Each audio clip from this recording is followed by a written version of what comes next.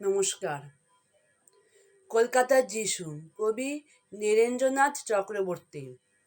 লাল বাতির নিষেধ ছিল না, তবুও ঝড়ের বেগে ধাবমান কলকাতা শহর অতর্কিতে থেমে গেল।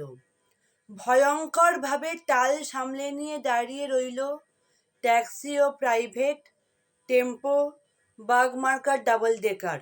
গেল গেল আর্তনাদে রাস্তার দুদিক থেকে যারা ছুটে এসেছিল, ঝাঁকা মুটে ফেরিওয়ালা, দোকানি ও খরিদ্দার।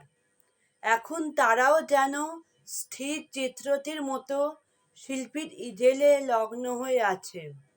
স্তব্ধ হয়ে সবাই দেখছে।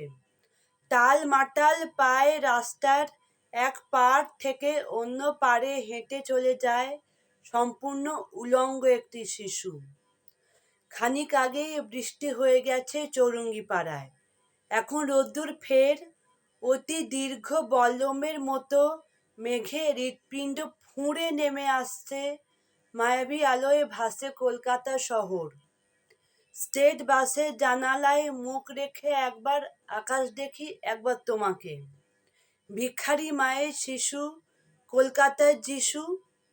সমস্ত ট্রাফিক তুমি মন্ত্র বলে থামিয়ে দিয়েছ।